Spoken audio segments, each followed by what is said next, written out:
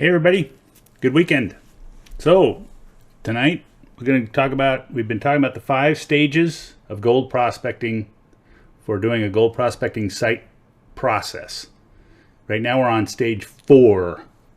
So the 4th stage here has to do with mapping out your pay streaks based on the site survey you did, initial research, then your site survey, then your samples. Now you have your samples collected together, and what you're looking for is where is the optimum pattern for gold recovery? Where does most of the gold come out of your site? Now you could do this, one hole at a time, or you can do it over your whole site. If you're looking for a lot of gold, you're going to want to take more than one sample over your whole site. The picture I have shown right here is just such a pattern.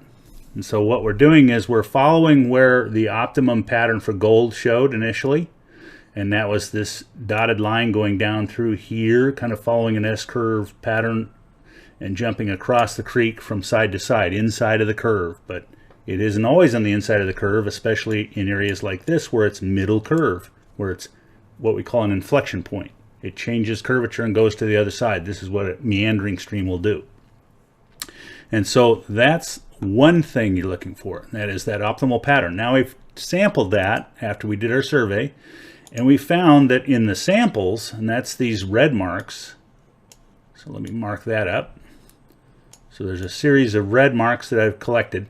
I sampled perpendicular to that flow so that I could get an idea of where the gold was distributed. Okay, remember we talked about that on day 1 about a week ago.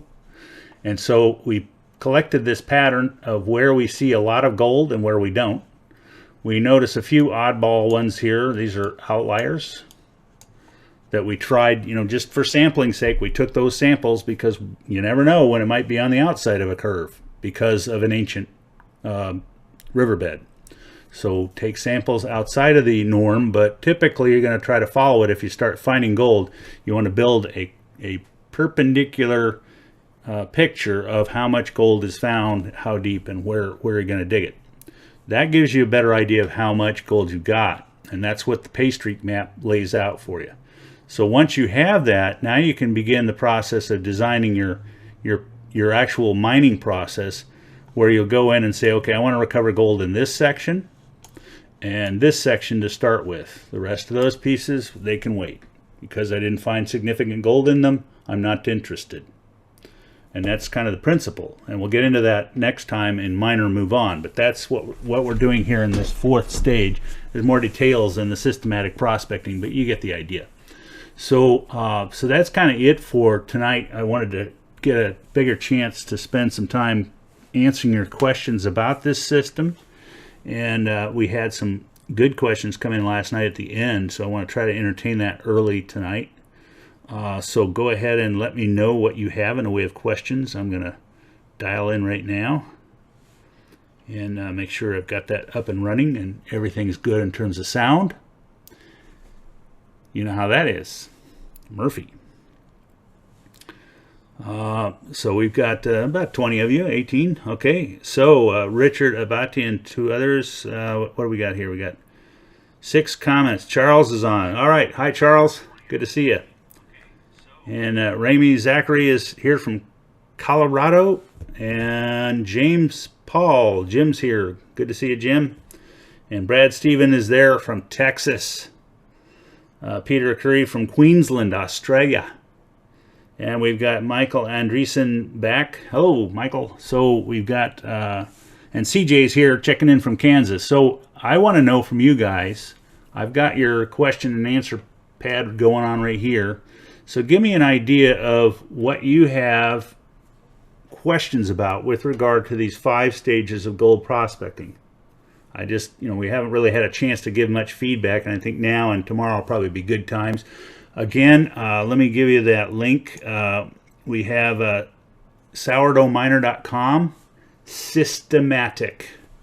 Go there, watch the video, decide if you want to join, and if you like it, take advantage, because there's a discount that goes away tomorrow night at midnight. So go to it.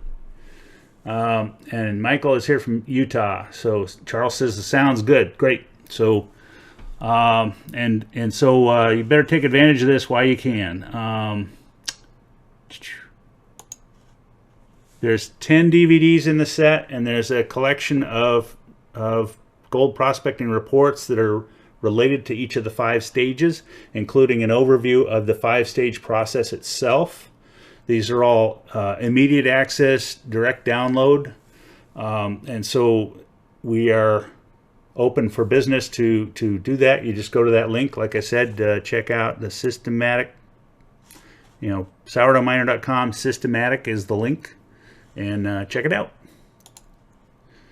So when we look at this picture, we have these bands of gold that we've identified in our pay streak map. Now we identify, because the reason we do a pay streak map as opposed to just shooting gold and we're done, which is fun to do, by the way, while you're doing the sampling stage, or earlier maybe when you're doing a few minor samples to decide on whether or not you want to spend time sampling in the site survey stage. But now we're getting to where we're getting serious about a site. It has serious prospects and it has gold in a certain pattern. Now I need to know how much equipment and whether or not I should file with the USGS and get a geologist in to do some, basically what you would do is get a patent, but those are kind of in a moratorium. Everything's in a moratorium. It's a fancy way of saying I'm going to block you, but I don't want to go against my constitutional legal requirements. For miners have protections in the 1872 mining law, but we've been seeing Congress and state legislatures violate that right and left. Sooner or later, somebody's gonna figure out that's wrong. Let's see. Jeremy Diamond is here. He's deaf, so we'll help you out. Most of these have either Google or Facebook have inserted captions. Check it out. Typically, Google does it on YouTube, so check it out. I have a YouTube channel, Prospector Jess. So check that out. CJ says, when going to a potential dig site, what would be the best thing to first look for and decide to try or not? So first thing you're going to want to look at when you go to a dig site is the pattern of water flow in its history and the current topology. What's the shape and the contours? Does it look like it has lots of gravel? Does it look like something like this over here, where we have all these gravel pits and so forth, and there's shrubs and whatnot, but there's a lot of these rounded cobbles? See the rounded cobbles right here? So if there is this pattern of rounded cobbles, lots of dirt that looks like it has clay soils like in here, and maybe has some greenstone material, a heavy mafic material. So a lot of these stones are mafic, like see how dark this one is, and the boulders and cobbles, as well as sands and gravels that are tied in. Now once you start seeing those kinds of patterns, so what we've talked about just now was the water flow, the topology and topography, two different animals. One has to do with the overall shapes of things and contours and the way they're laid out, and one has to do with the kind of a graphical picture of where the highs and lows are. Think of it as a topo map, okay? But what we're trying to do here is, look at both. We're looking physically at this topology and finding out what it might play into when it comes to gravity and its effect on gold and water, because those two tie together. So I'm looking for downhill slopes from things that look like they might hold gold. I'm looking for minerals that look like they might originate gold or have held gold in the past or are associated. We talked about that a month ago. So they're associated with gold. All of those add up to a picture that says, okay, then this site looks good.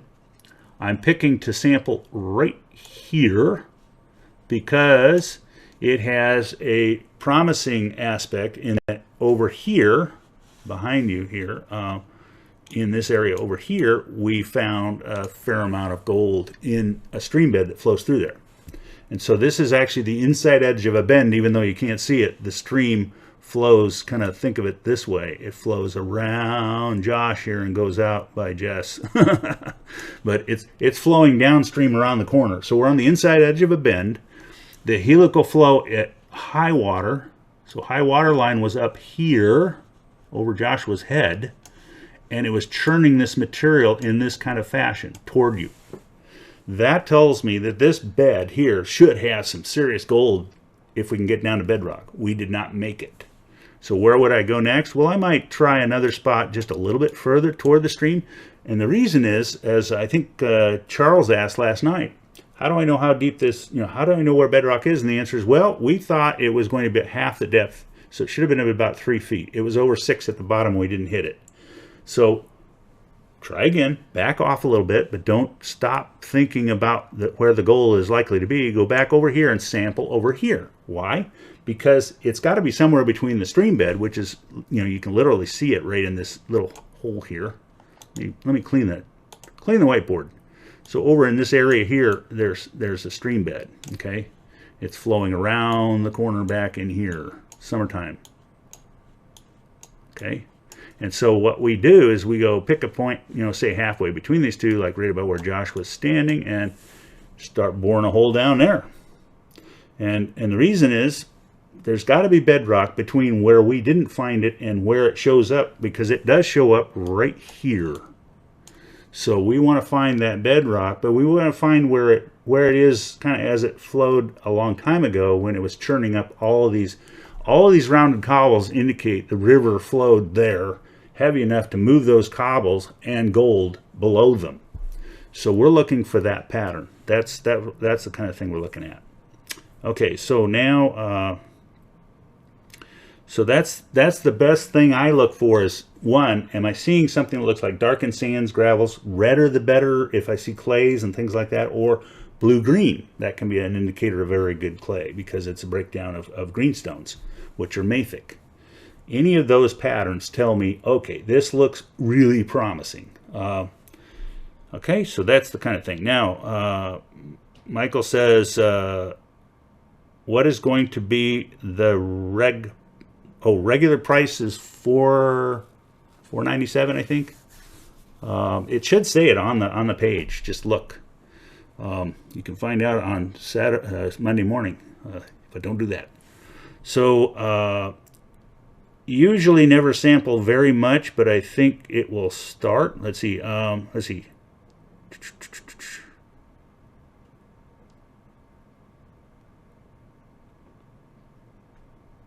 See, Michael Slater's watching.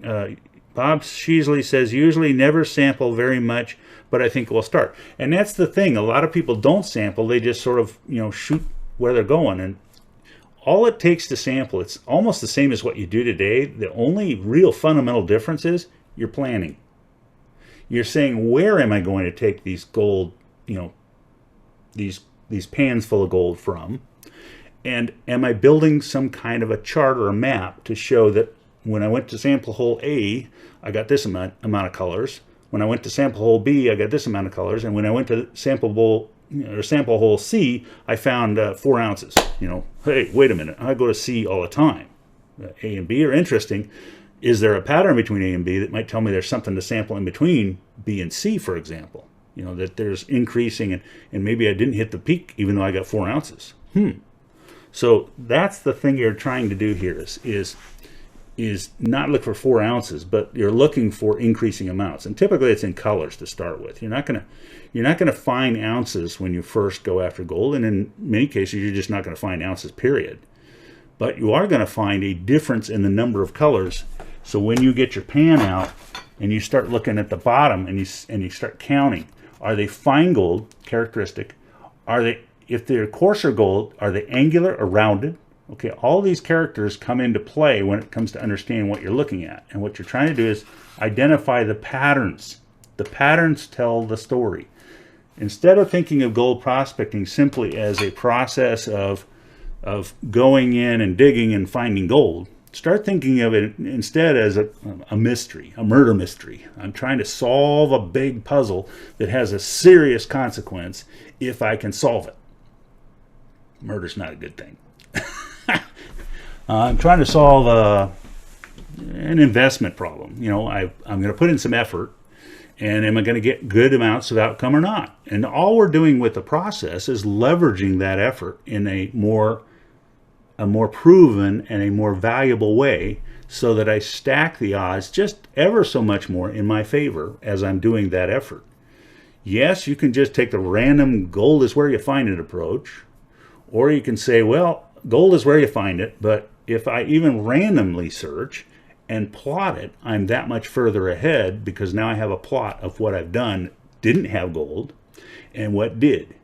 Both of those are outcomes that you want to know more about, especially the one where you don't find it. See, a lot of people go, oh, I didn't find anything over there. And the answer is, well, how much did you dig? Where did you dig? And what does it mean about the area around it? Those are just questions you want to answer, because remember, the whole focus of this is why. Why is the gold where it is, and why is the gold not where it isn't? Okay, because those two things tell you where the gold should be if you know what you're looking for. So that's kind of the idea of this process. So let's take a look. Douglas says hello, and then Ray Bowen says right. So let's see, we've got people connecting. Okay, that's cool. So gold prospecting is definitely a community endeavor, and it can be a lot of fun. There are a lot of people who do it solo. You know, I tend to kind of be more of a solo kind of guy, but I also love to do it with people, and especially when people are finding stuff and we're going together. That's a lot of fun. But I also know that I know several people who love just the isolation of being out in the wilderness and going for the gold. You know, the major problem you run into there is, you know, you could have cougars, you could have bears, and snakes. Those are and spiders. But you know, that's wilderness. Hey, that's part of the fun and the adventure of hunting for gold. So just prepare, wear, you know, tall socks and heavy shoes, and be ready for a sunburn. Get your hat. So that's kind of the game here. Let's see. Any other questions with regard to gold and stage 4, this business of mapping out that pay streak and or any other previous stages? Tomorrow we'll talk a little bit about stage 5, which is where we have a decision to make: mine or move on. But right now we're just talking about the overall process and why do a process? Why is this important? So that's kind of the gist of this is, you know, as we swing ourselves away from being a random sampler to being a prospector, we are moving into the realm of opportunity that we really typically don't think of when we're looking at gold prospecting. We think of, oh, well, it's just fun. It is. It's a lot of fun. But it can also be a great opportunity. And, you know, can't you have both? That's what I like to do. So, let's see. Where are we here? We got Christopher G. Lash, newcomer and gold fever. Great info. Thank you. You're welcome. All of you guys. And thank you for participating with me in this endeavor. It's a blast. And I want you to post pictures on the page and questions below this post. When it gets going, you know, give your questions more leeway. If you've got answers that you found, like you did find something using these techniques, post a picture, tell a story, show us what you're finding. This is how we learn together, and it's important for us to learn together as we go through this, you know, gold prospecting thing we call hunting for gold. People say, I don't hunt for gold, I want to find it. Well, okay, but anytime you find stuff, you have to look for it. So we're just talking about a process to look for it. Let's see. Appreciate the knowledge, says Zachary. And Dean Reinglis says, hello, sir. Gordon Allen, Jess is from Eastern Tennessee. So welcome, Gordon. So we are kind of winding up for the night. I just wanted to touch on stage 4, and that's where you map out your pay streaks. This is placer's prospecting. If you were doing lode prospecting, you would be mapping out your lode. It's the same kind of thing.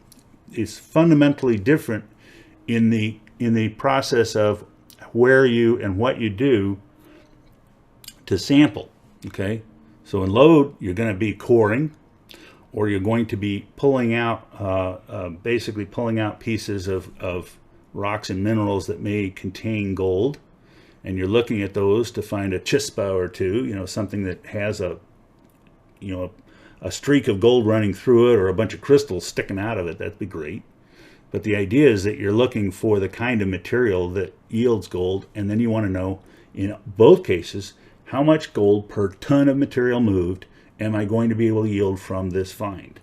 Is it worth going after and getting a D10 Caterpillar down here to you know, move this all out? And is that going to require me a bunch of extra overhead money and maybe labor from other people I hire to move that stuff and file the right, you know, EPA regulations and da da da da. But the reality is you don't know until you know what it's worth, and that's where this pay streak and sampling process comes into play. So that's it for tonight. Ray Bowen says 10-4, see you tomorrow. Thanks for the info. You are welcome. And we have Scotty here from Idaho. Welcome, Scotty. And CJ Walker says, I'm trying to find some local places to check, but not sure where to start. Kansas is a funny place, you know, Kansas and Missouri. Here's the hint. Just get a bowl, get a pan, and start. Now, in both of those places, most of the gold is going to be flour gold, but there are certain areas that have some coarse placer material. Finer, it's finer than most stuff you'll find other places, but it's there. The most likely places in an area where it's had glacial gold or it's had a lot of flood, you know, gold, like you have with the Mississippi River and Missouri River, is you're going to end up with a widely disseminated, widely dispersed amount of gold, and it's going to be finer unless you can find a place where it goes to bedrock. Remember I said yesterday, go to bedrock, go to bedrock, go to false bedrock. So you're going to look for that kind of characteristic, and in some cases limestone areas are good if you can find a cavity, some sort of bowl where it's deposited a lot of river gravel. If you see that rounded river gravels, then in the bottom of that, under bedrock, there may be some gold. And some people I know of in those areas have found some, and they, you know, brag about it quietly because it's not widely known. Usually it's, oh, there's no gold in those states. Well, it typically isn't if you just look any place. But if you know what you're looking for in any of the states, you can increase the kind of gold you find and the odds you find it. Let's see. Michael Andreessen, good night, Michael. And Joe Gasorio, I'm late. That's okay. You can play the replay. It's right here on Facebook, and in a day or so it'll be over on YouTube. In fact, I posted last night. It's over on YouTube just now. So go look at the last couple of nights. They're all over on YouTube as of this afternoon. I posted 2 of them today. And that's at Prospector Jess channel. Look it up and subscribe. That way it'll notify you when I post them. Joe Gasorio says, in Northern California, Redding area, any thoughts? Redding is a great area for gold, especially northwest of Redding toward the Trinity Alps. It's fantastic Klamath River region gold. Problem is regulations, but there's fantastic gold up there, and you can go up there and prospect. There's plenty of places to go. You just need to find out where you can get claim access and then go. There are clubs, GPAA, there's the new 49ers, there's a bunch of people over in that region, so go look it up. Let's see, CJ Walker says, great info, and Peter Curry says, thanks, mate. Thank you for joining, and on that note, I'm going to say good night and good prospecting. Prospector Jess over and out for now, and it's good to talk with you guys on Facebooks, and we'll see you then. Hey, we got a bunch of comments. Put more in there. Put your questions. Let me know. There were a couple of mineralogy questions from last night. I won't deal with those until a little later, but because we're staying on this thread of systematic prospecting. Again, here's the link down below. Check it out. Take a look at the video, know what you're looking at. I think it mentions the before and after price. That is a change that'll happen starting tomorrow night, so don't wait. And that's it for tonight. Good prospecting. Prospector Jess, and we'll see you tomorrow.